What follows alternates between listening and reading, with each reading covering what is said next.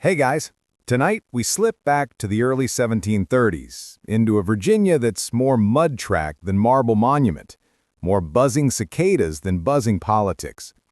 You see a wide-eyed boy named George Washington tugging at his mother's skirts, the smell of tobacco fields thick in the air, and the lazy current of the Rappahannock River catching sunlight like broken glass.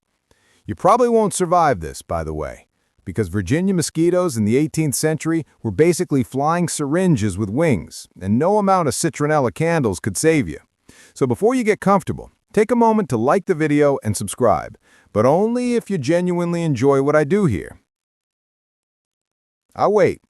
And hey, if you want, drop a comment with your location and local time, because there's something kind of magical about knowing this sleepy little history is being shared across the world, all at once.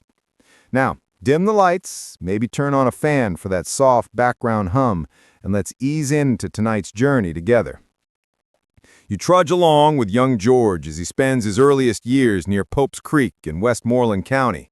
The house is modest, not yet the stately Mount Vernon he will one day call home. He is the son of Augustine Washington, a planter with ambitions bigger than his acreage, and Mary Ball Washington, a woman of steely resolve. George is born in 1732, the oldest of 6 from this particular marriage, though Augustine already has children from a previous one. The family tree is less neat orchard and more tangled vine. You picture little George darting barefoot over grassy banks, chasing the shimmer of fireflies. There's no cherry tree incident yet. Spoiler alert, that whole I cannot tell a lie tale was cooked up later by a biographer trying to make him sound like the Boy Scout of all Boy Scouts. Instead, the reality is both simpler and more endearing. George learns early how to ride a horse, how to fish in quiet creeks, and how to absorb the rhythms of plantation life. His father Augustine looms large in his young world. Augustine tries his hand in iron mining as well as tobacco farming, because why not juggle multiple risky enterprises in a colony where markets fluctuate like mood swings? Historians still argue whether Augustine truly expected George to inherit Mount Vernon or whether he leaned more toward his older half-brother Lawrence, who had closer ties to the wealthy Fairfax family. Either way, George grows up in the long shadow of expectation. The household hums with contradictions. On one hand, there is genteel manners, polished pewter, Sunday prayers, a stiff bow to neighbors. On the other, there is enslaved labor, the hidden engine turning behind the daily comforts. You, standing on the porch as a child might, hear both the polite laughter of guests and the muffled sounds from the fields. Two worlds existing side by side. It's one of George's earliest lessons, though he doesn't yet have the words for it. By the time he is 7 or 8 years old, George already shows a fascination with measuring space, drawing rough sketches of the land, practicing his letters with an awkward but determined hand. You can almost imagine him squinting at a crooked fence post, thinking how he would correct the line. The seeds of surveying, and later of military order, are quietly germinating in his childhood play. And yes, he had a favorite horse. There's a story of him breaking in a particularly spirited colt by sheer stubbornness. Imagine little George gripping the mane, sliding sideways, dust coating his face, but refusing to let go. Quirky tidbit: family lore insists he stuck with it so long that the horse finally gave up, resigning itself to his small but relentless rider. That mule-like persistence becomes a lifelong theme. The Washington children are raised in a world half frontier, half genteel dream. You walk with George along the edge of the Rappahannock River, where he skips stones and tries to count how far the current carries them. He probably hears stories of England across the sea, but his world is bounded by Virginia's forests, tobacco barns, and the occasional bustling ferry. His education is patchwork, some formal tutoring, some self-study. He doesn't have the chance to sail off to Oxford or Cambridge like the colonial elite. Instead, he'll craft his intellect in a more homespun fashion, copying out etiquette guides, practicing handwriting, and reading borrowed books by candlelight.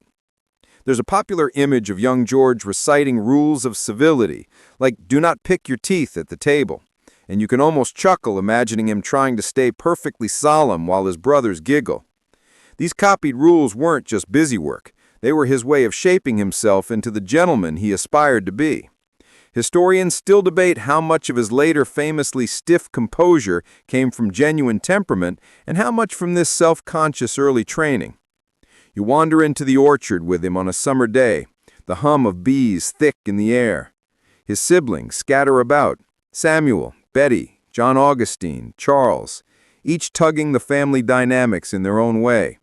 George, though not the oldest of all Augustine's children, begins to show a quiet authority, a knack for responsibility. It's easy to forget that before the statues, before the dollar bill, there was just this barefoot boy practicing sword drills with a stick, chasing after older brothers and dreaming vague but grand dreams. One evening, as the sun slants across the fields, he gazes toward the horizon. You feel it too, the itch of ambition, even though neither of you could yet name it. Then, in 1743, when George is only 11, tragedy arrives. Augustine Washington dies, leaving behind a complicated estate. The neat path George might have imagined fractures overnight. Lawrence, his half-brother, inherits Mount Vernon. George, still a child, inherits something less tangible, uncertainty. And uncertainty, in a restless land, has a way of pushing a boy to grow faster. But for now, as the cicadas hum their eternal chorus, you lean back with George beneath a rough-hewn beam roof, drifting to sleep with him. Tomorrow will bring more responsibility than he is ready for, yet the boy clutches his sense of duty as tightly as he once clung to that horse. You wake to the uneasy quiet that follows a funeral. The Washington home has lost its anchor. Augustine is gone, and his widow, Mary Ball Washington, now shoulders the weight of raising 5 young children on her own. You feel the atmosphere shift around you. The chatter of siblings dulls. The rhythm of life grows heavier. For George, barely 11 years old, the death of his father carves out a hollow space where certainty used to be. You walk alongside him as he tries to make sense of it. The Virginia air smells the same, sweet hay drying in the sun, smoke curling from hearths, but the world has tilted. Lawrence, the half-brother George admired, inherits Mount Vernon and begins a more elevated social climb through marriage into the powerful Fairfax family. George, meanwhile, inherits a smaller tract of land and an acute awareness that his future is not secure. You can almost hear the gears turning in his young mind. How do you make a life from less than you expected? His mother, Mary, is famously strong-willed, sometimes to the point of exasperation. Imagine her fussing over household accounts, lecturing her children about manners, and insisting on order where chaos threatens. You, sitting nearby at the rough kitchen table, sense that she expects George to step up early. Mainstream fact. Historians agree Mary's strictness and insistence on frugality shaped George's lifelong self-discipline. Yet, quirky tidbit, neighbors whispered that her stern ways could border on humanless nagging, and George sometimes found her demands nearly unbearable. Historians still argue whether she was truly a source of strength for him or a constant thorn in his side. As adolescence creeps in, George feels the weight of divided inheritance. In colonial Virginia, land was the currency of status, and George has less of it than he might have hoped. He looks at Lawrence's path, connections, wealth, prestige, and wonders how to chart his own. You walk with him down a rutted road, the red dust clinging to your shoes, and hear his mind hum with plans. Schooling is limited. His formal education ends earlier than he'd like, but George compensates with relentless self-study. By candlelight, you watch him bent over a copybook, practicing his penmanship until the letters look soldier straight. He copies rules of civility with a seriousness that feels far older than his years. You probably would have quit after rule number 17, cleanse not your teeth with the tablecloth, but George presses on, turning each maxim into a kind of personal mantra. There's a practical streak to him now. You wander with him in the fields as he studies the angles of fences, the lay of soil, the bend of streams. Surveying calls to him, not just as a trade, but as a way to impose order on a world that suddenly feels uncertain. He borrows tools, practices with a compass, and maps imaginary boundaries. Even as a teenager, George learns to see land not just as dirt, but as destiny. Of course, he's still a boy. You catch him sneaking glances at his reflection in a pan of water, adjusting his posture to appear taller. Fun fact, he will eventually grow to about 6'2", towering over most men of his day, so those posture checks were not wasted effort. He tries his hand at dancing, a necessary social skill, though you can almost hear him muttering under his breath when his feet stumble. The shadow of his father's absence lingers, yet George finds models in his older half-brothers. Lawrence becomes a kind of mentor, inviting him into the orbit of the Fairfax family. These glimpses of wealth and influence ignite George's ambitions further. He realizes that while birth has denied him certain advantages, connections and relentless effort might still carve him a path. Mary Ball Washington, meanwhile, insists on thrift. Picture her sternly rationing sugar, scolding waste, and reminding George that money doesn't grow on tobacco leaves. You may smile at her persistence, but for George, this training and restraint becomes part of his character. Later, as commander-in-chief, he will survive on sparse rations, his self-control honed in these early years. Historians still debate how affectionate George felt toward his mother in adulthood. Letters suggest a mix of duty and distance. You imagine teenage George trudging home from surveying trips, his boots muddy, only to endure her probing questions about expenses. Yet deep down, even his frustrations polish his resilience. At 14, George even considers a naval career. You picture him staring out at the Potomac, daydreaming of ships bound for distant ports. He almost signs on as a midshipman in the Royal Navy. Quirky fact, his mother strongly opposes the idea, perhaps fearing both danger and loss of control. In the end, she prevails, and George's seafaring dreams evaporate. One historian dryly noted that if Mary hadn't blocked him, we might never have had a President Washington, just another forgotten officer in the British fleet.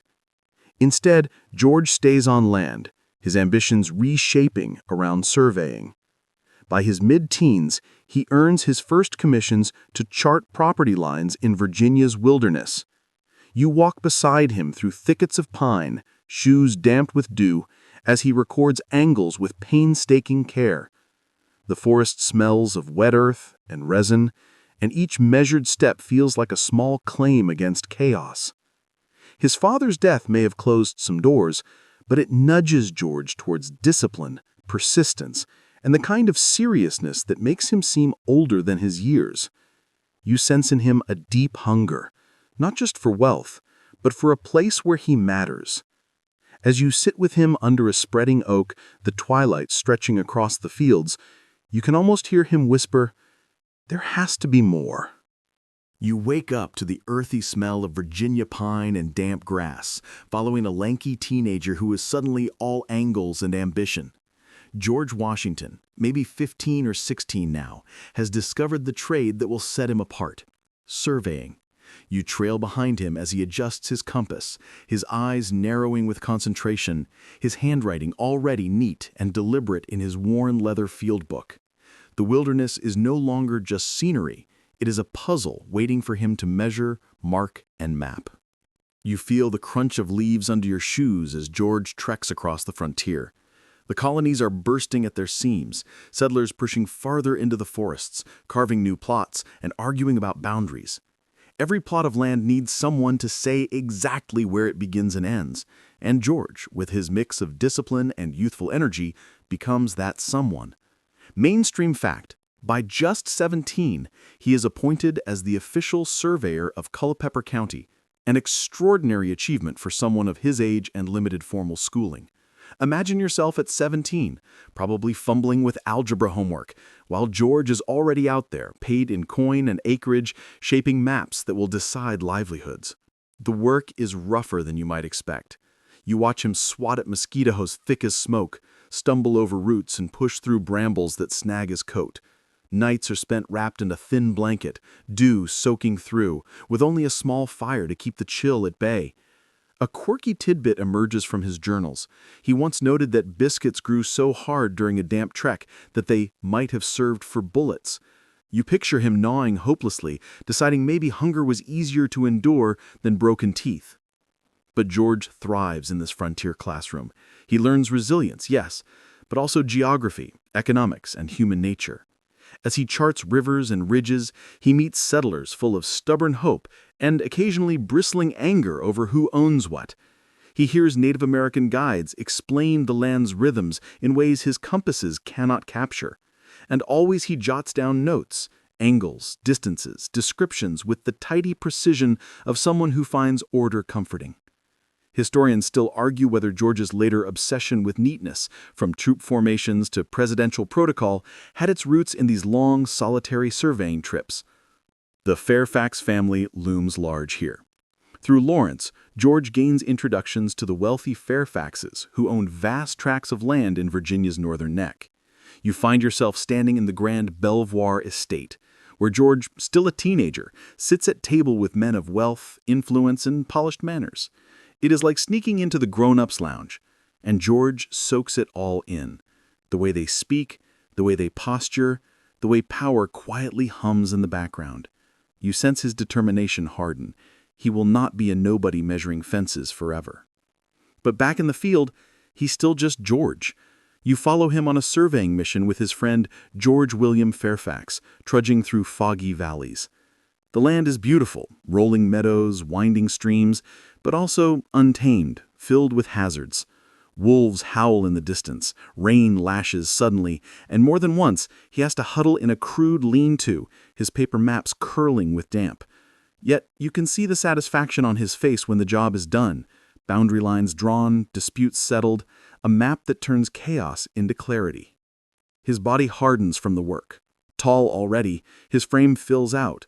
Muscles built not in a gym, but by hauling chains, chopping brush, and carrying gear across miles. At night he hears him cough into the smoke of a small fire, then scratch away by lamplight, recording every measurement.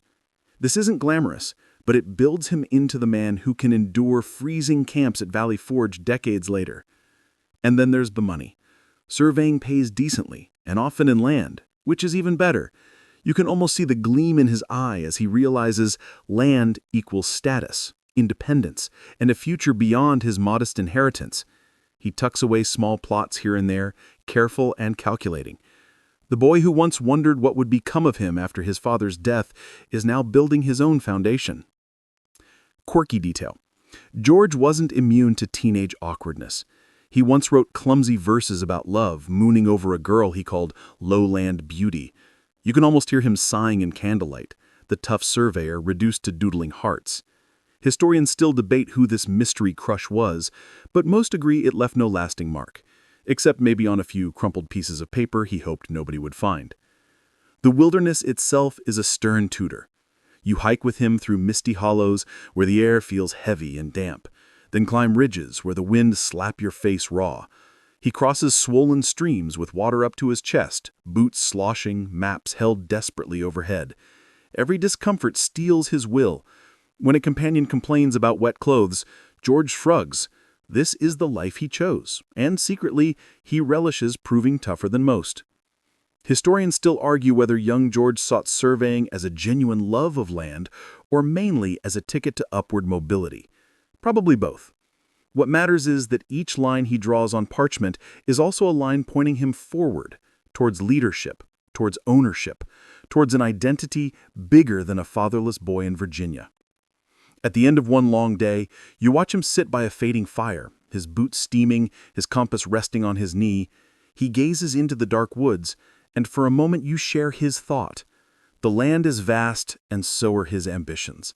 Someday he will command armies, preside over nations, but tonight he simply traces the horizon with his eyes and whispers a promise to himself that he'll never be small. The air smells of gunpowder before you even hear the first volley. You've walked beside George Washington long enough to know his surveying compass has been traded for something heavier: military ambition. It is the early 1750s, and tensions are simmering between Britain and France over the Ohio Valley. The wilderness George once measured for boundary lines is now a chessboard for empires. You tug your cloak tighter as he steps into this muddy stage, a young officer with more enthusiasm than experience. He's barely in his early 20s, and yet here he is, a major in the Virginia militia. That's one mainstream fact. In 1753, Governor Robert Dinwiddie sends Washington on a daunting mission. He must trek through hundreds of miles of snowy forest to deliver a message to the French, politely but firmly telling them to get out of the Ohio Valley. Imagine yourself slogging through icy rivers with nothing but a journal, a letter, and your nerves, while French officers sip wine in cozy forts. Washington does it anyway, scribbling down notes that will later be published and win him early fame.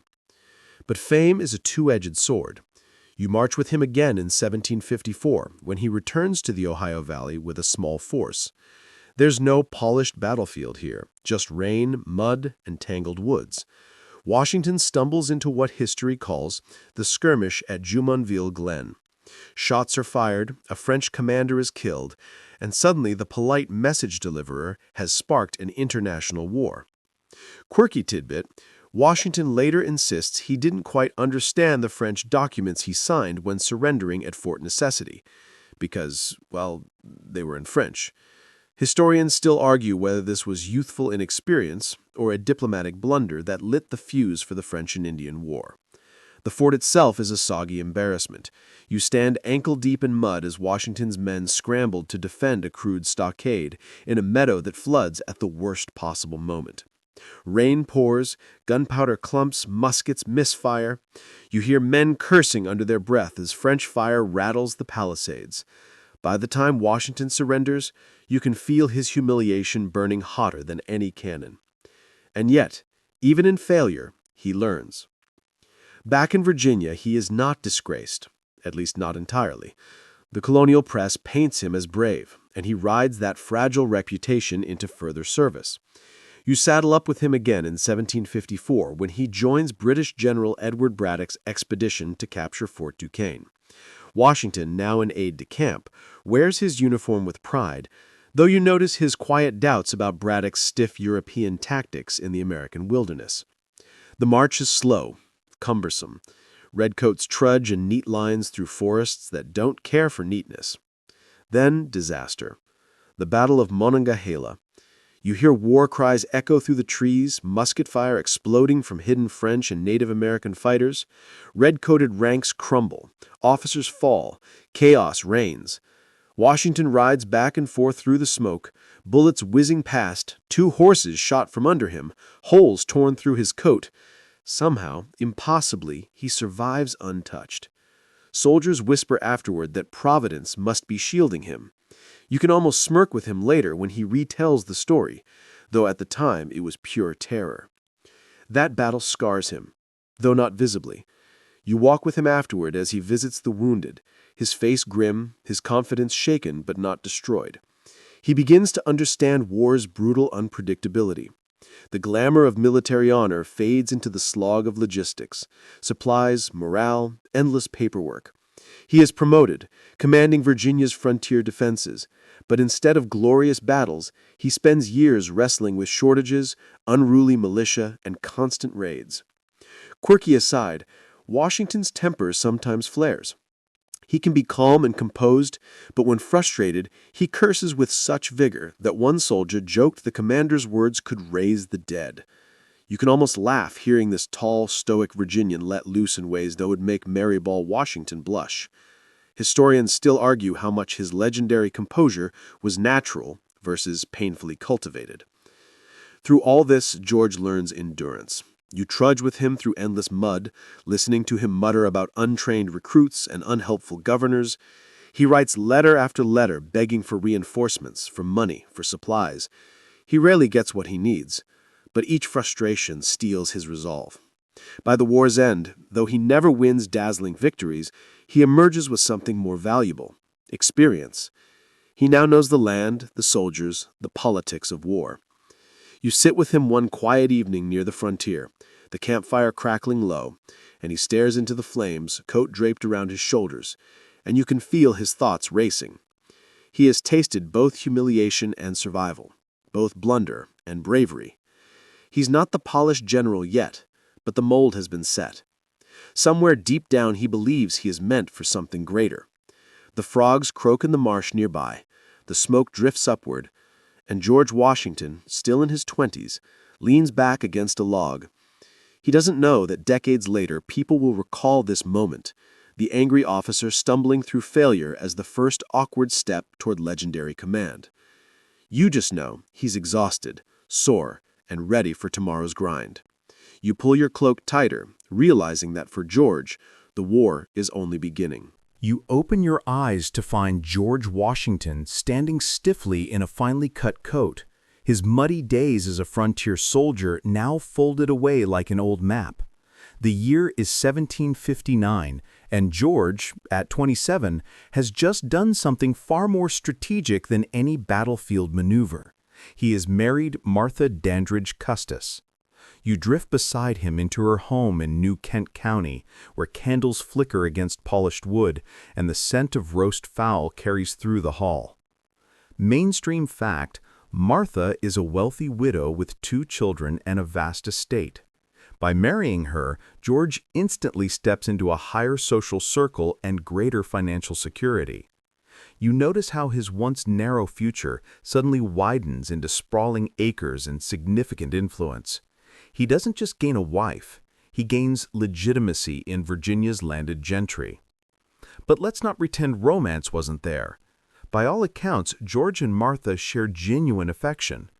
You watch them exchange warm glances as they walk through the gardens, his long strides slowed to match her pace.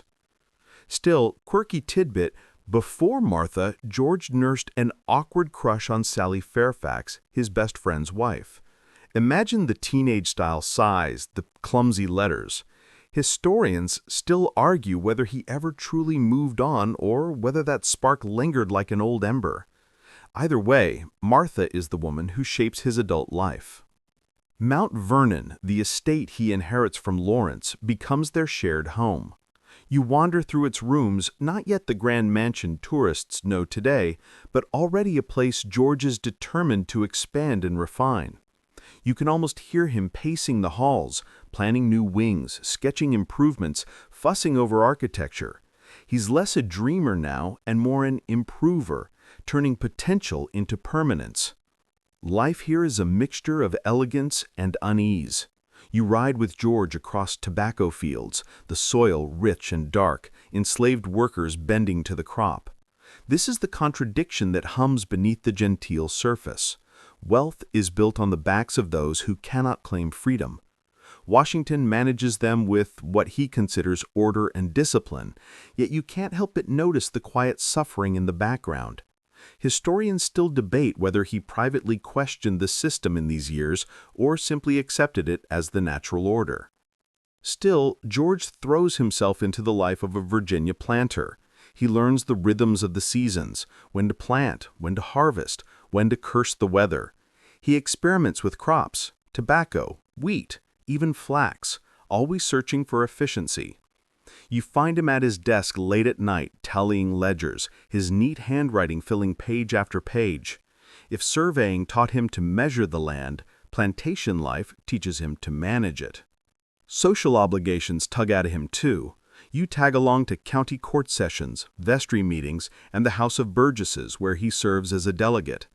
Picture him rising to make a toast, his voice deep but a little stiff, perhaps too aware of his own height.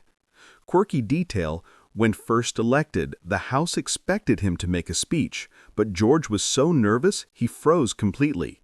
The assembly laughed and applauded anyway, saying, "Your modesty speaks louder than words." A politician's dream, getting credit for not speaking at all. Life at Mount Vernon also means blended family. George becomes stepfather to Martha's children, Jackie and Patsy. You see him guiding them through their lessons, riding courses with Jackie, comforting Martha when Patsy falls ill. Though he never has biological children of his own, a fact historians still speculate about, he pours energy into the role of guardian. The quiet years settle into a rhythm. You walk with him at dawn as mist curls off the Potomac, his dogs trotting at his heels. He inspects barns, fiddles with new plows, and dreams of innovations that might make Mount Vernon thrive. He even dabbles in horse breeding, his love of animals stretching back to boyhood rides. And yet, under the surface, discontent brews. You sit with George in a candlelit room as he reads newspapers about British taxes and regulations. His brow furrows. The same stubbornness that once kept him clinging to a runaway horse now bristles at the idea of distant rulers telling Virginians how to live.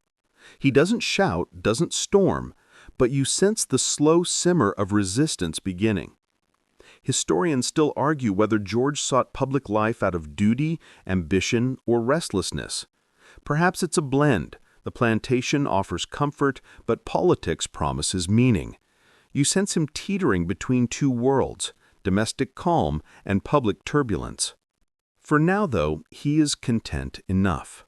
The sun dips low over Mount Vernon, and you wander with him through rows of budding wheat. The evening air carries a sweetness, frogs croak from the marsh, and Martha calls from the porch. He turns, his tall frame silhouetted against the fading light, and you realize this is the foundation. Marriage, land, family. Quiet pillars that will soon be shaken by revolution, but which, tonight, hold steady. You open your eyes to the rustle of wheat in the breeze and the distant splash of oars on the Potomac. Mount Vernon has grown into a symbol of George Washington's ambition. Rooms expanded, fields cultivated, a plantation humming with ordered routines.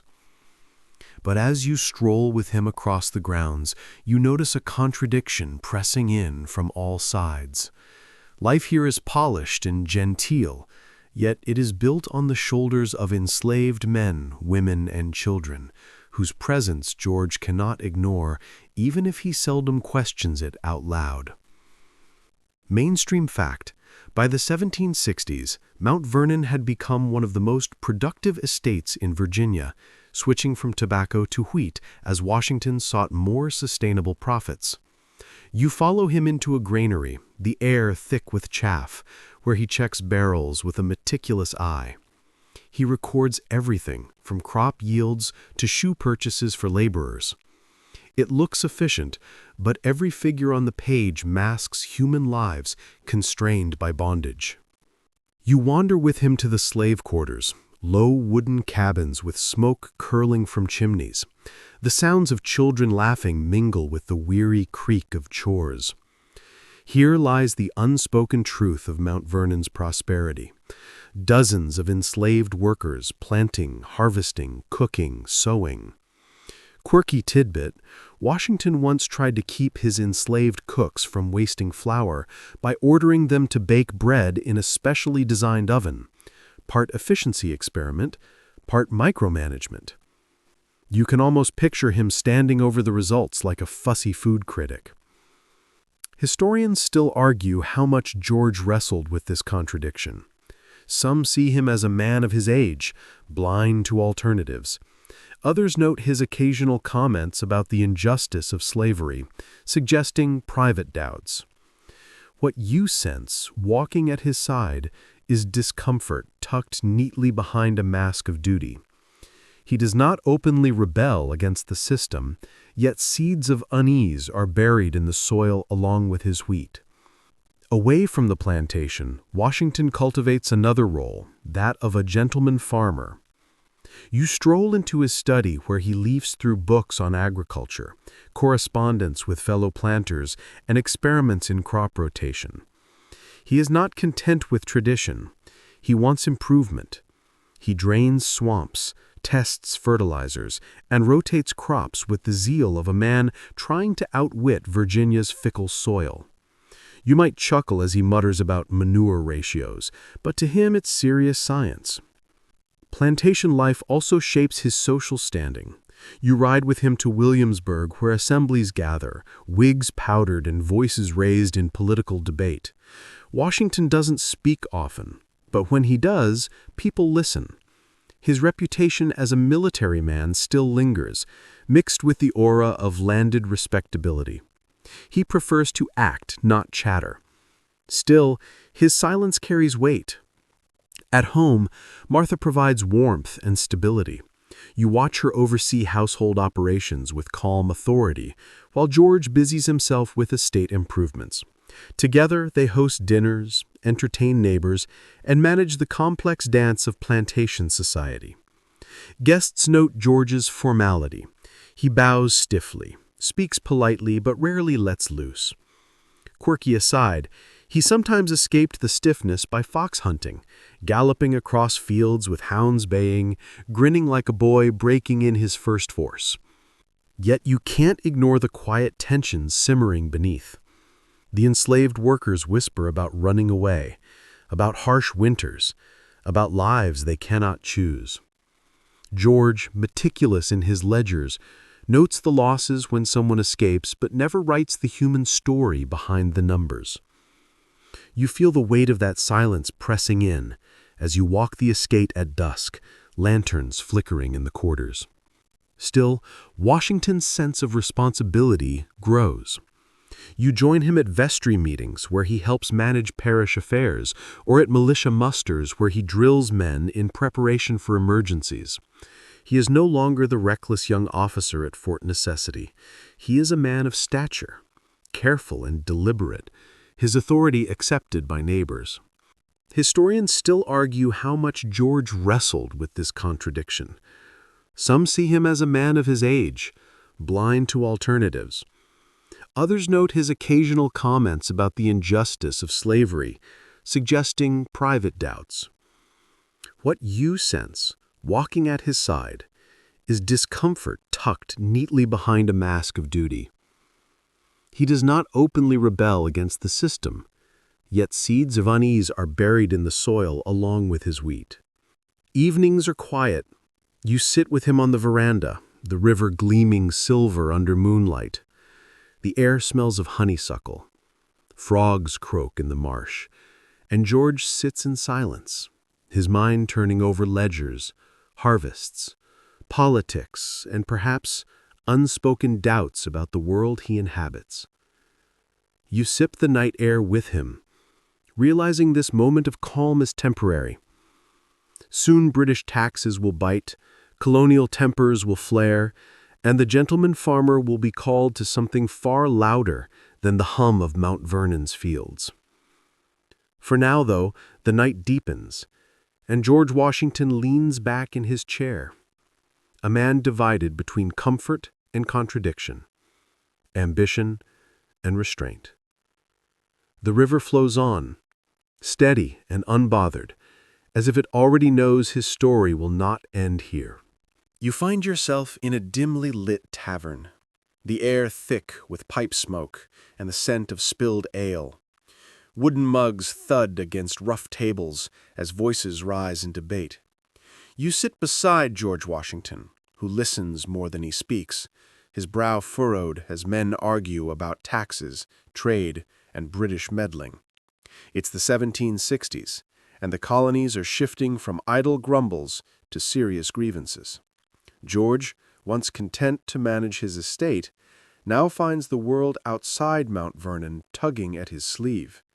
Britain's attempt to tighten control over the colonies after the 7 Years' War included new taxes like the Stamp Act of 1765. You watch as a pamphlet, freshly smudged with ink, passes from hand to hand. The men mutter angrily, "No taxation without representation." Washington nods quietly, not the loudest in the room, but you can see him weighing the implications. He doesn't like debt, doesn't like disorder, and the Crown seems intent on both. Back at Mount Vernon, he flips through account books, his neat handwriting bristling with numbers that don't add up. Quirky tidbit: Washington was obsessed with imports, China, fabrics, fine wine, and the British restrictions made him grumble about delayed shipments like someone today moaning about lost Amazon packages. Yet beneath the irritation lies something deeper: resentment that colonies so far from London are treated as mere pawns. Historians still argue whether economic self-interest or genuine ideology drove his early discontent. Likely both, as you see him frown at debts owed to British merchants. You join him on a ride through the countryside, where whispers of resistance grow louder. Farmers talk of boycotts.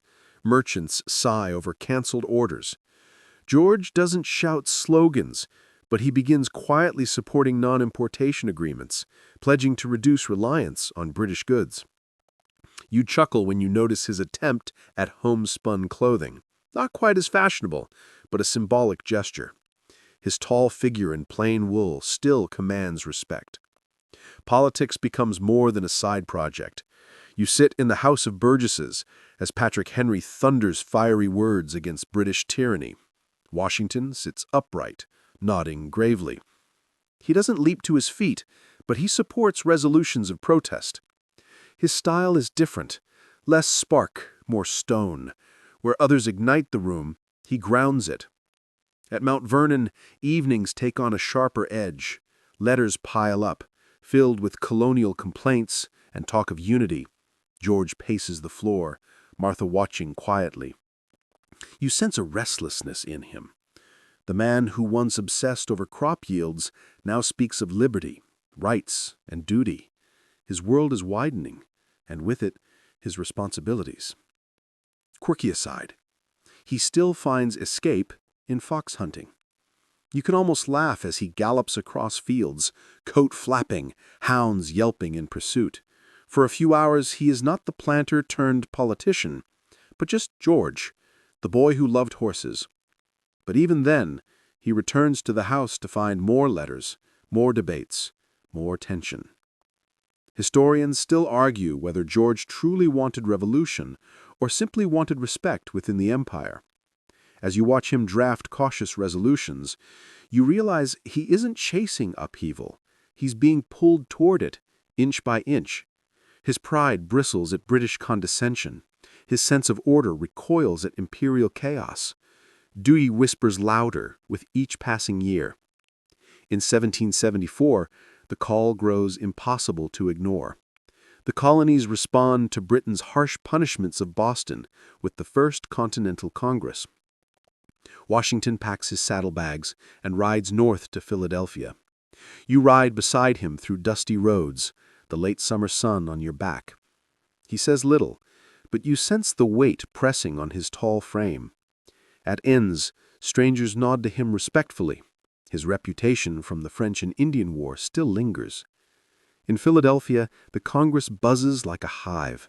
Delegates argue, papers shuffle, quills scratch furiously.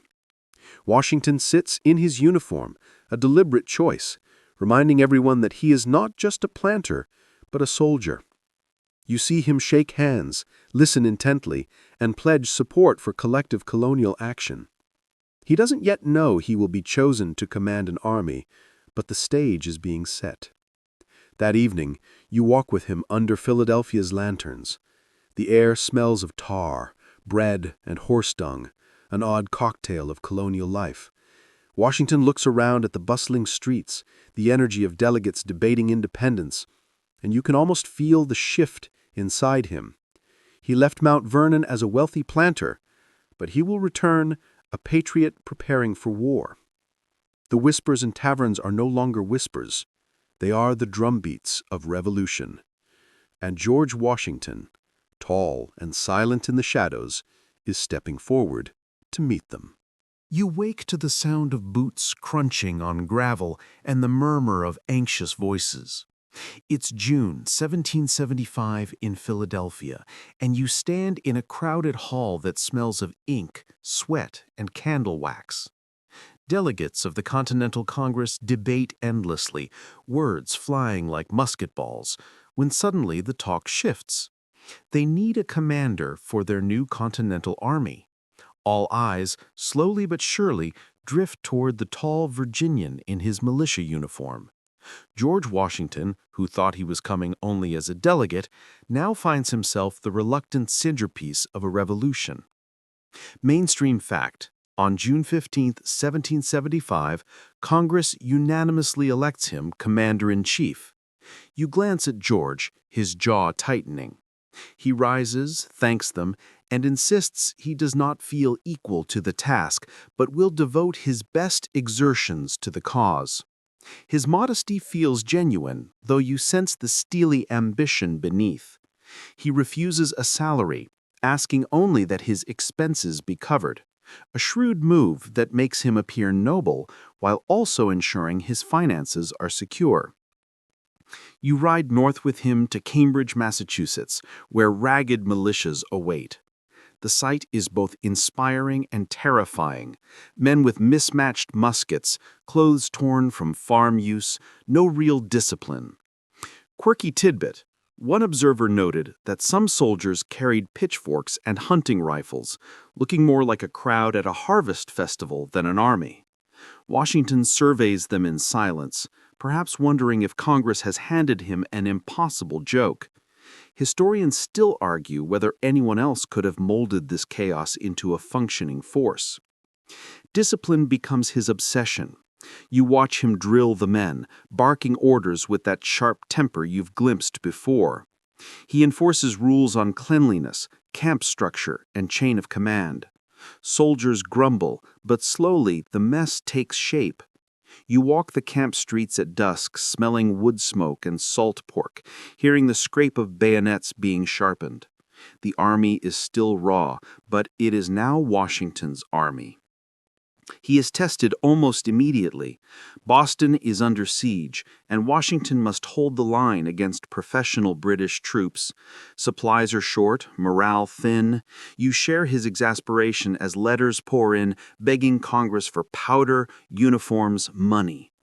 Congress, forever slow, dithers. George clenches his jaw, muttering curses only the night hears. Yet he holds the siege, month after month, until finally cannons captured at Fort Ticonderoga are dragged through snow by Henry Knox. You grin with George as those guns are placed on Dorchester Heights, forcing the British to evacuate Boston. Victory, for once, comes without a full battle. But triumph is fleeting. You march with him to New York, where the war grows darker. The British return with overwhelming force, ships crowding the harbor, sails blotting the horizon like a forest of white teeth. The Battle of Long Island in 1776 is a disaster. Washington watches his men routed, panic spreading. Quirky detail.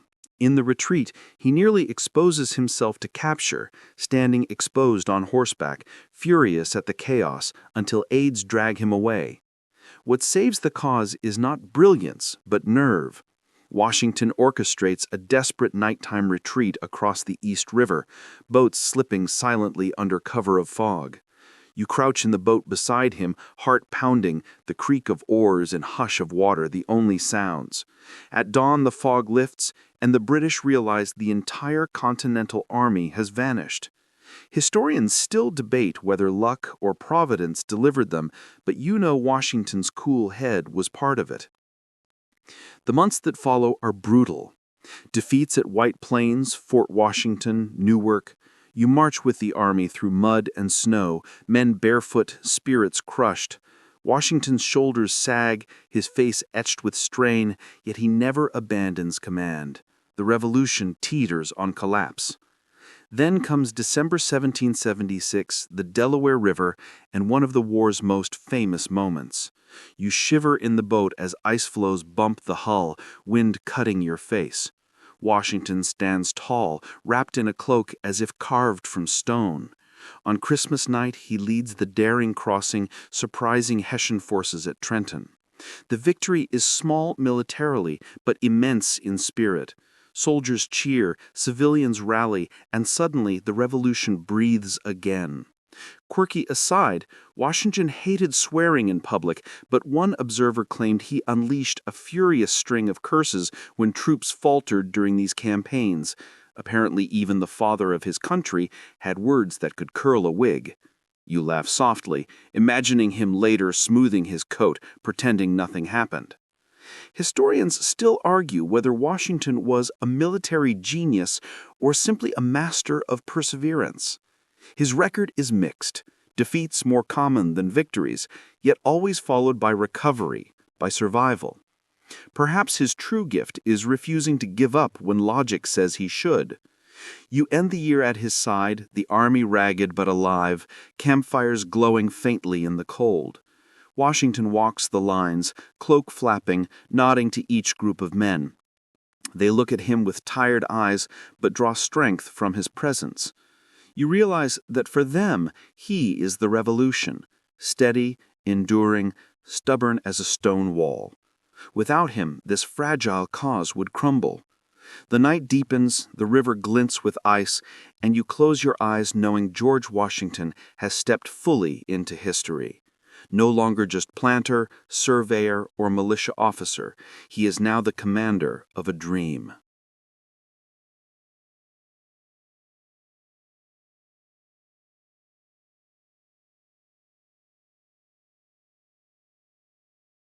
You wake shivering. The year is 1777, turning into 1778, and you are trudging beside Washington's ragged army toward Valley Forge. Snow crunches underfoot, smoke curls weakly from half-built huts, and the men's breath hangs in the air like ghosts. This is not the glorious war painted in pamphlets.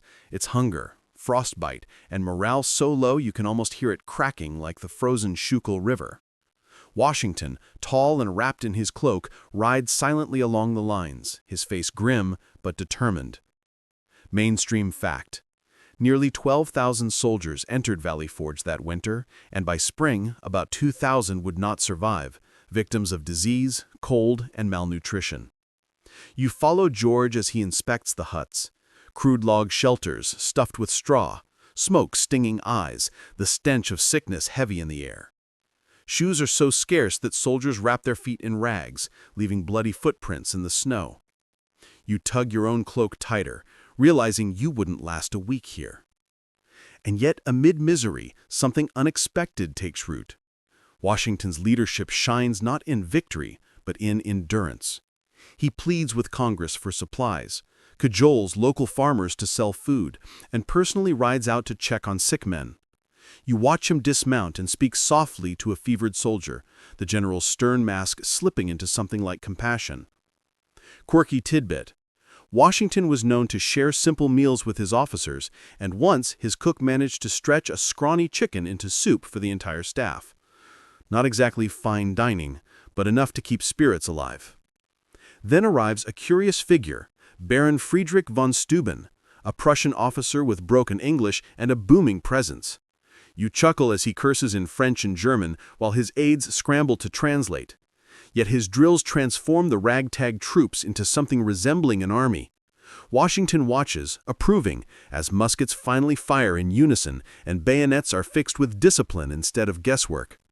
Historians still argue whether Valley Forge was the true turning point of the war, but you feel it. This is where despair hardens into resilience. You walk the snowy perimeter with Washington late one night. The moon glows pale and distant wolves howl. He says little, but you sense the storm inside him, doubts about Congress, fears of mutiny, the endless burden of command. At one point, he dismounts, kneels in the snow, and bows his head in prayer. Legend or not, the image of Washington praying at Valley Forge lingers like a candle against the dark. The months drag on, but spring finally melts the ice. The army emerges leaner, sharper, and astonishingly still intact. Washington's gamble, to endure the winter rather than risk destruction, pays off. When the British march out of Philadelphia, the rejuvenated Continental Army is ready to challenge them at Monmouth. You sweat under the June sun as cannons roar and musket smoke chokes the fields. At one point, American troops falter under General Lee's confusing orders. Washington rides in, furious, rallying men with a rare thunder of temper. Soldiers snap back into line, inspired by his presence. Quirky aside, one eyewitness recalled Washington swearing till the leaves shook on the trees, a display of anger so intense it startled even battle-hardened veterans. You grin, imagining his mother Mary clucking disapproval at such language. The battle ends in stalemate, but Washington proves his army can stand toe-to-toe with British regulars. For the first time, the revolution feels less like a desperate hope and more like a possible reality. You march back with him that evening, the humid air heavy, his face streaked with dust and sweat. Despite exhaustion, his eyes glimmer with resolve. Historians still argue whether Washington was truly a brilliant strategist or simply the embodiment of patience. Watching him through Valley Forge and Monmouth, you realize brilliance isn't always about clever maneuvers. Sometimes it's about holding steady when everyone else is ready to quit. That night at camp, the men sing softly around fires, voices hoarse but hopeful. You sit nearby as Washington finally allows himself a sip of Madeira, the rare glint of a smile crossing his face. He knows the war is far from over, but he also knows his army and his own endurance have passed their hardest test yet.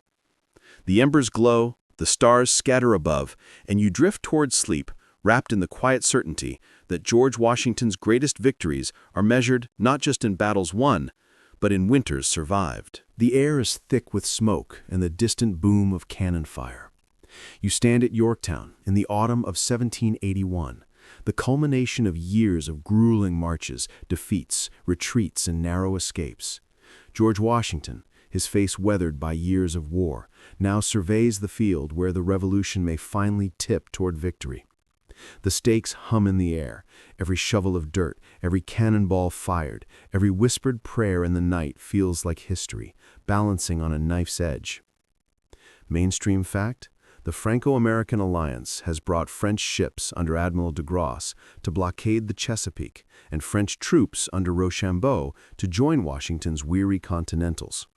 This coordination is what Washington had long dreamed of, an army and navy working together to trap the British. You walk with him as he inspects trenches dug by soldiers, the earthy smell of fresh soil mingling with the acrid tang of gunpowder. The men dig feverishly, knowing that every foot closer tightens the noose around General Cornwallis. Washington is cautious but restless.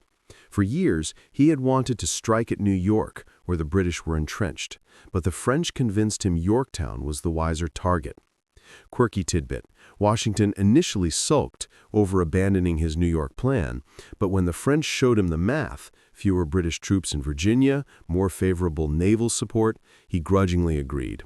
Historians still argue whether his original plan was truly flawed or whether French persuasion saved the day. You crouch in a trench with him one evening as cannon fire lights the light sky. The roar rattles your bones, sparks drift down like fiery snowflakes. Washington leans on the parapet, watching silently as red-hot shot arcs through the air toward British defenses. One shell even strikes a British ship in the harbor, setting it ablaze, a floating torch that lights up the Chesapeake. Soldiers cheer, their spirits soaring in the orange glow. But victory is not certain.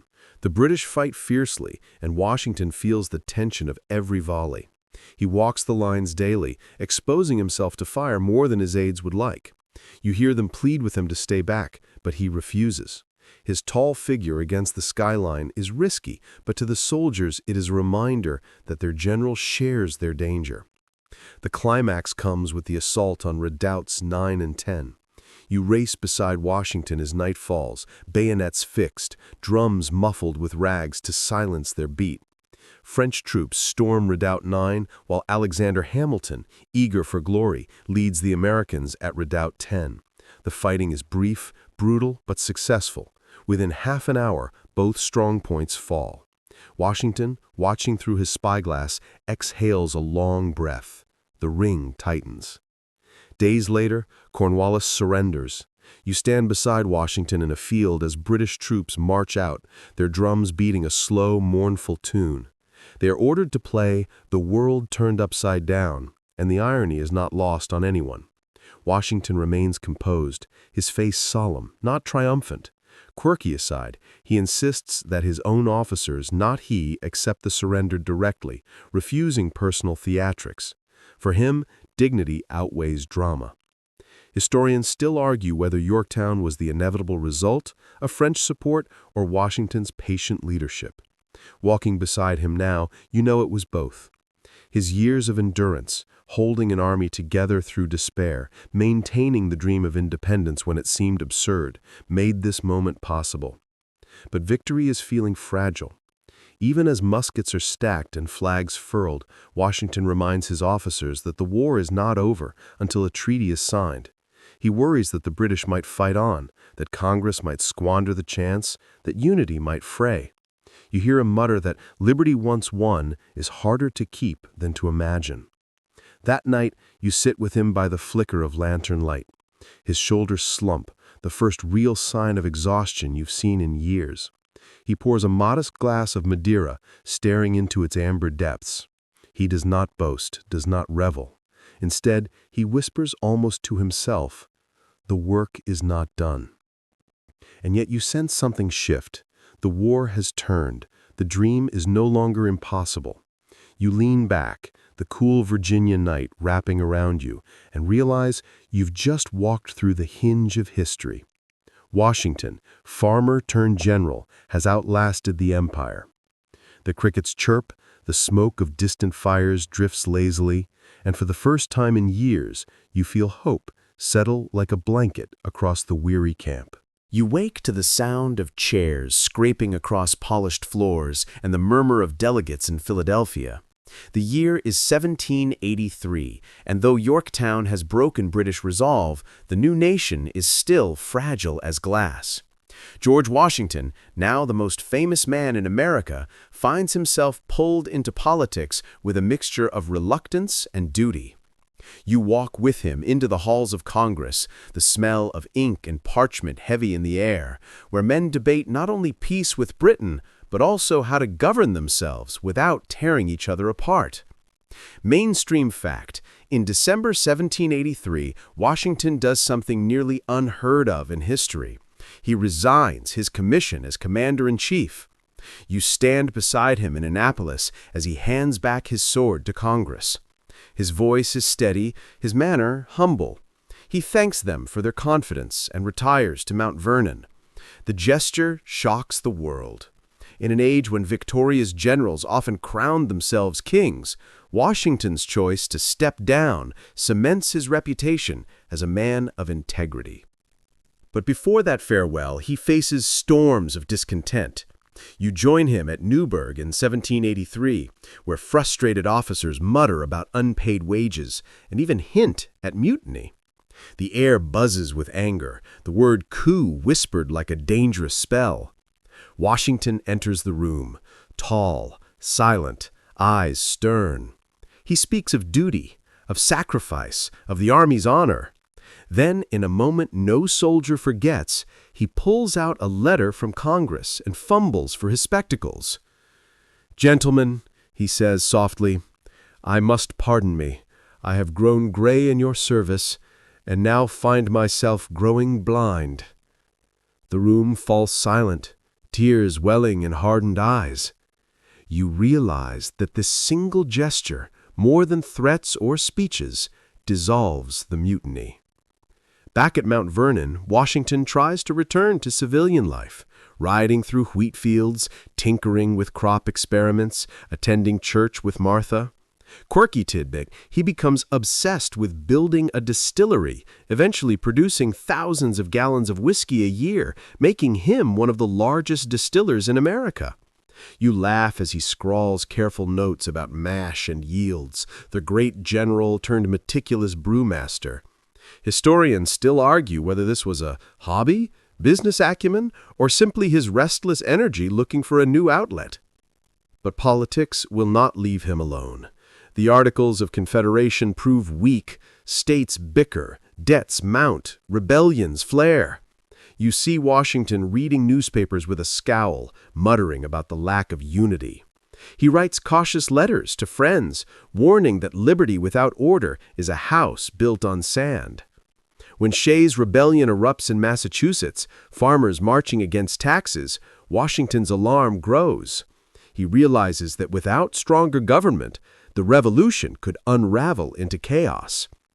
So in 1787, he reluctantly returns to Philadelphia for the Constitutional Convention. You sit in the sweltering hall, the windows nailed shut for secrecy, as delegates argue endlessly. Washington presides silently, his presence commanding order without a word.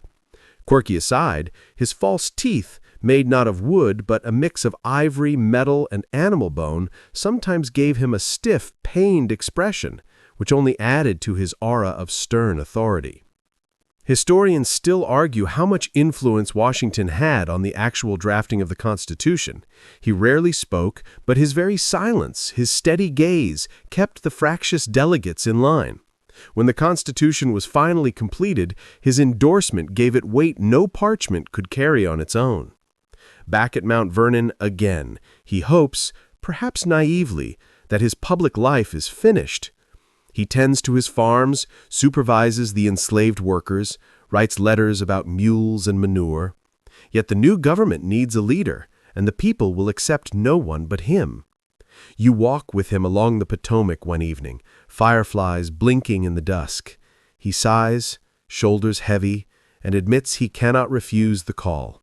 The reluctant politician who never sought a crown is about to take on something far stranger, inventing the presidency. For now, though, he lingers in the twilight, a man caught between private longing and public necessity. You watch him stand silently by the river, the water flowing steady and calm, as if it knows his quiet life is about to be swept away again. The streets of New York hum with anticipation. It is 1789, and you walk alongside George Washington as he makes his way to Federal Hall, where the new government of the United States prepares to launch under its first president. Crowds line the streets, waving hats and handkerchiefs, the air smelling of horse sweat, roasting chestnuts, and excitement. Washington, tall and solemn, wears a plain brown suit, determined to project humility rather than royal grandeur. Mainstream fact: on April 30th, 1789, George Washington places his hand on a Bible and takes the oath of office as the first President of the United States. You stand close enough to hear his voice, low and steady, carrying over the crowd. When he kisses the Bible, the cheer that erupts feels like the sound of a nation being born. He bows awkwardly, uncomfortable with adoration, but you sense he understands the weight of the moment. Every gesture he makes will set precedent. The presidency is an empty canvas, no rules, no traditions, no precedent, only George Washington's instincts. You sit with him in his study as he writes letters, his quill scratching late into the night. How formal should the president be? How should he address Congress? Should he ride in a carriage or walk among the people? Quirky tidbit: Washington experimented with titles, briefly entertaining suggestions like His High Mightiness, before finally settling for the simple Mr. President. Historians still argue whether his choice was pragmatic modesty or shrewd symbolism, shaping the presidency as a Republican office instead of a throne. His cabinet, too, must be invented. You watch him weigh candidates with care, finally choosing Thomas Jefferson for Secretary of State, Alexander Hamilton for Treasury, Henry Knox for War, and Edmund Randolph for Attorney General. It's a mix of talents and egos, and you chuckle knowing sparks will fly. Washington, though, sees himself less as ruler and more as referee. You stroll with him through the temporary capital, New York City, a bustling, muddy, noisy place with pigs wandering the streets and vendors shouting wares. Washington rides in a coach pulled by cream-colored horses, nodding stiffly at cheering crowds. He prefers Mount Vernon's quiet fields, but duty ties him to city streets. In private, you glimpse his weariness. He confides to Martha that he longs to retire, that he never sought power. Yet in public, he radiates dignity, his every move choreographed for meaning. When he delivers his first inaugural address, he admits openly that he feels inadequate. The honesty surprises you. It is both self-deprecating and strategic, lowering expectations while raising trust. Challenges pile quickly. The nation's finances are a mess. States jostle for influence. Foreign powers eye the fledgling republic like wolves circling a lamb. Washington leans heavily on Hamilton's financial genius, backing the controversial plan to assume state debts and establish a national bank. Quirky aside, at dinners, Washington sometimes had to sit silently while Jefferson and Hamilton argued so fiercely that guests squirmed in their chairs. You picture him sipping Madeira, wishing perhaps he'd stayed home to measure wheat yields instead. Yet his presence steadies the experiment. When farmers protest taxes, when newspapers mock him, when Congress squabbles endlessly, Washington holds the middle, projecting calm. Historians still argue whether he was more figurehead than policymaker, but to the people, his figure was enough. He embodied unity at a moment when division threatened to splinter the whole. Life in the presidential household carries its own quirks. You watch Martha hold levees, formal gatherings where guests file past with stiff bows. Washington attends but prefers to retreat early, slipping away with a polite excuse. He dislikes small talk, but he understands ceremony matters. Each bow, each handshake, each carriage ride writes unwritten rules of American democracy. At night, when candles burn low, Washington walks the balcony alone. The city hums faintly, the harbor glimmers, and he leans on the railing, thinking. He never wanted this role, yet he knows no one else could fill it. You stand beside him in the cool night air, hearing only the rustle of leaves and his slow, steady breath. The first presidency is not about daring innovations or bold laws. It is about survival, holding the fragile new government steady, proving that a republic can work. He does this not through speeches or clever policy, but through the force of his presence, his reputation, his sheer determination to embody dignity. When you finally drift to sleep, it is with the image of Washington standing tall against the backdrop of a newborn nation, carrying its hopes on his broad shoulders. He doesn't smile often, but when he does, it's like a lantern in the dark, a reminder that even reluctant leaders can shape history. You hear the murmur of quills scratching and the rustle of papers before you even see Washington. It is the early 1790s, and the young United States is already caught in the tug-of-war of global politics. Britain and France are back at each other's throats, and America, like a small boat between two storming ships, risks being dragged into the waves. Washington, now in his second term as president, walks with deliberate steps, his face as unreadable as a marble bust, weighing every move with the care of a surveyor measuring dangerous ground. Mainstream fact: in 1793, Washington issues the Proclamation of Neutrality, declaring that the United States will stay out of Europe's wars. You watch him sign the parchment, his hand steady, though you can see the flicker of hesitation. He knows neutrality will anger both Britain and France, but he also knows the young nation is too fragile to gamble on foreign entanglements. The ink dries, and with it, Washington sets one of the most enduring principles of American foreign policy. But neutrality isn't neat. You stroll with him through Philadelphia's streets, where mobs gather waving French tricolor flags, cheering the French Revolution as the echo of America's own struggle. Others, wary of guillotines and chaos, whisper that France's revolution has gone too far. The air smells of sweat, ale, and political tension.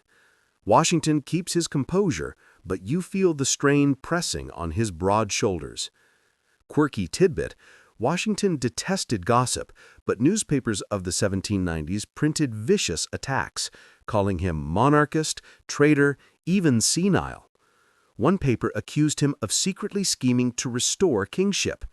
Imagine the father of his country reading that with clenched teeth, muttering words he would never repeat at Martha's dinner table. Historians still argue how deeply these attacks wounded him, whether he brushed them off or carried the sting privately. Then comes the treaty business. You watch him pace as John Jay negotiates with Britain in 1794, hammering out what becomes known as the Jay Treaty. Its concessions to Britain, allowing them to maintain certain trade privileges, infuriate many Americans who wanted harsher terms. Crowds burn Jay in effigy, riots flare, and even Washington's prestige seems tested. Yet he presses ahead, believing peace, however unpopular, is better than another war. You sense his isolation, making choices that feel thankless but necessary. At home, the cabinet is fracturing. Hamilton and Jefferson bicker endlessly, their arguments filling rooms like thunderclouds. Washington sighs, massaging his temples, caught between Hamilton's vision of a strong financial system and Jefferson's dream of agrarian liberty. Quirky aside, Hamilton once compared Jefferson to a man of the people who eats snails, while Jefferson painted Hamilton as a monarchist in disguise. Imagine Washington sitting silently, sipping Madeira, pretending not to hear, while his patience wears thin. Neutrality also gets tested on the frontier. In 1794, the Whiskey Rebellion erupts, farmers in western Pennsylvania furious over federal taxes on their beloved distilled spirits. Washington makes a bold decision. He personally leads troops toward the unrest, the only sitting president ever to do so. You ride beside him as his horse plods through muddy fields, militia banners snapping in the wind. The rebellion dissolves before shots are fired, but the message is clear. The federal government has muscle, and Washington will not shy away from showing it. Historians still argue whether Washington's foreign policy was wisdom or timidity. Was he shielding the Republic or missing opportunities to shape the world? Walking beside him, you sense it was neither cowardice nor recklessness, but a stubborn belief that the nation must first survive its infancy before flexing abroad. At night, back at the presidential residence, he leans against the mantelpiece, firelight flickering across his lined face. The day's letters are stacked high, treaties, disputes, complaints. He rubs his temples, mutters about infamous scribblers in the press, then straightens, pulling his dignity back over himself like a cloak. He has made neutrality law, but the cost is constant attack. You step outside into the Philadelphia night. Lanterns glow, the city hums, and the stars wheel silently above. Inside, Washington sits quietly. A man who has balanced a republic on his back, not with brilliance in speech or genius in strategy, but with stubborn patience. He knows his time is nearing its end, but his work is not finished yet. The room is quiet, except for the scratching of Washington's quill. It's 1796, and you stand just behind him as he bends over a desk in Philadelphia, writing by candlelight. His hand moves slowly, deliberately, as if each word is a stone being placed into the foundation of something meant to last. The air smells of wax and ink, and the flickering light catches the silver strands in his hair. He is drafting what will become one of the most famous documents in American history, his farewell address. Mainstream fact: after 2 terms as president, George Washington decides to step down voluntarily, setting a precedent that would last until Franklin D. Roosevelt and then be codified into law. You watch him revise line after line, rejecting flattery, focusing instead on sober advice to a nation still young and unsteady. His decision shocks some, saddens others. Many expected him to rule indefinitely, but Washington is determined to show that leadership must end, that the republic cannot hinge on a single man. His warnings are clear and timeless. He urges Americans to avoid factionalism, to beware of political parties tearing the fabric of national unity. He cautions against entangling alliances with foreign powers, insisting that neutrality will preserve independence.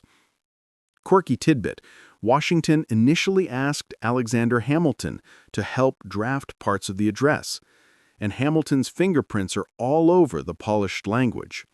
Still, Washington reworked it carefully, making sure the voice was unmistakably his, stern, paternal, and calm.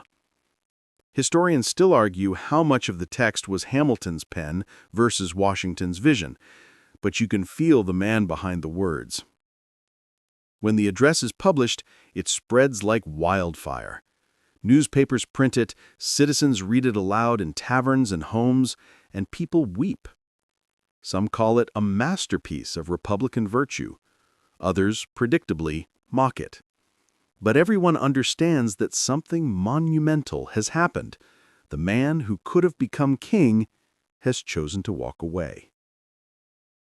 As the presidency ends, you accompany Washington back to Mount Vernon.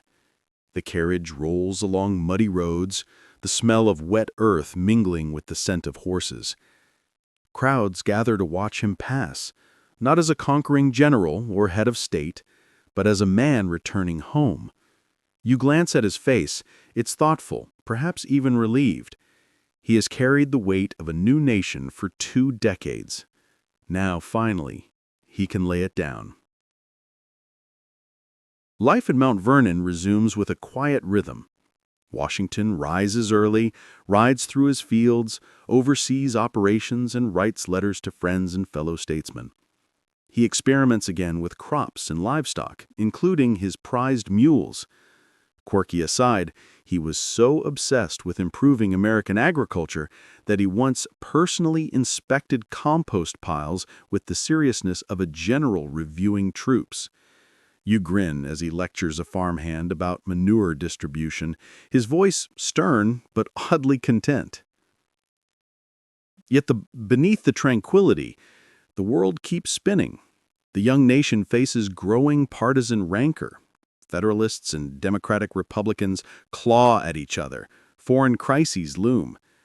Washington watches from afar, occasionally penning letters with subtle advice, but he refuses to intervene. His retirement is deliberate, symbolic. Historians still argue whether his withdrawal allowed political division to grow unchecked, or whether his example of stepping aside was the greater gift. Visitors arrive constantly, pilgrims to Mount Vernon, eager to shake the hand of the living legend. Washington greets them graciously, but sometimes retreats early, tired of endless conversation. He finds solace in routine, inspecting fences, dining with Martha, riding in the cool dawn mist. You walk with him through the fields at sunrise, the Potomac sparkling in the distance, birds calling softly. He looks older now, his movements slower, but the dignity remains. One evening, as lanterns flicker in the main house, Washington sits by the fire with Martha. The revolution, the presidency, the endless debates, they feel distant, almost like another life. He sighs, not regretfully, but with the kind of finality that comes from a job completed. You sense a man genuinely at peace, perhaps for the first time since boyhood. The nation he helped create is still fragile, still noisy, still quarreling. But for the moment, it stands. And George Washington, having played his part, has returned to where it all began. The quiet banks of the Potomac, where the only debates are between crickets and the evening breeze. The morning mist clings to the fields of Mount Vernon like a soft gray blanket. It is December 1799, and you walk beside George Washington as he rides slowly through his estate, inspecting fences and chatting with overseers. The air is damp, the sky low and heavy. He wears his usual riding cloak, but it's soaked through, and a fine drizzle beads on his hair. He brushes it off with the casualness of a man who's weathered harsher storms. Still, you can feel something in the air, an unspoken fragility creeping in around the edges. Mainstream fact: on December 12, 1799, Washington spent hours outdoors in cold, wet weather, supervising work on his farms. Later, he dined without changing his clothes, still damp from the ride. 2 days after, he fell gravely ill with a severe throat infection. You follow him inside as he coughs lightly, waving off Martha's gentle scolding with a half-smile. He doesn't think much of it. After all, he has survived wars, winters, and politics. What's a little chill? That night, his throat tightens. He has difficulty breathing. His voice grows hoarse. By morning, he can barely speak above a whisper. Doctors are summoned in haste, their boots thudding across wooden floors as they bring their 18th-century cures. Quirky tidbit: Washington's physicians removed nearly 80 ounces of his blood in a single day, believing in the practice of bloodletting to balance humors. You wince watching it. Modern hindsight makes it clear they likely hastened his decline. Historians still argue whether their aggressive treatments sealed his fate or if the illness was simply beyond help. As his breathing worsens, Washington remains remarkably calm. You stand at his bedside as he gestures for more blankets but refuses panic. He even gives instructions about his burial, asking that it be delayed for 3 days to ensure he is truly gone before internment, a widespread fear at the time. Ever the meticulous planner, he treats his own death like another logistical problem to be solved. Martha stays close, her face pale but composed. Servants move quietly through the halls, their whispered prayers floating through candlelit rooms. Outside, the Potomac rolls on, indifferent and eternal. Inside, time seems to slow. Washington's once commanding voice fades to a raspy murmur, but his presence still fills the room like the steady tick of a clock. In his final hours, you sense not fear, but acceptance. He thanks his doctors, tells Martha, "I am not afraid to go," and arranges himself neatly on the bed, unwilling to burden anyone with fuss. At around 10 p.m. on December 14, 1799, Washington takes his last breath. The room falls still, the fire crackles softly, and the man who once commanded armies now rests in absolute quiet. News spreads like wildfire. Bells toll across towns, sermons are preached in packed churches, newspapers print solemn tributes. In Philadelphia, Congress dons black armbands. In France, Napoleon orders 10 days of mourning. Across the Atlantic world, people pause, aware that a figure larger than life has passed. Historians still argue how much of Washington's reputation was carefully crafted myth versus genuine virtue. But standing here, you feel the weight of both. His funeral at Mount Vernon is simple, as he wished. Soldiers fire volleys, a minister speaks, and friends gather under gray skies. You stand among them, the chill seeping into your bones as Martha watches silently from the portico.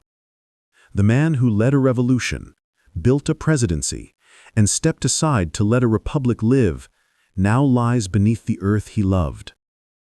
In the years to come, Washington's image will become legend. Paintings, monuments, currency, cities bearing his name. People will argue over his choices, his contradictions, his humanity. But here, in this moment, you don't see the marble hero. You see a man, sometimes impatient, sometimes awkward, occasionally brilliant, always steady. A man who turned duty into destiny. The evening falls quiet over Mount Vernon. The Potomac glimmers faintly in the moonlight, just as it did when he first walked these fields as a young surveyor. It feels like the world itself exhales.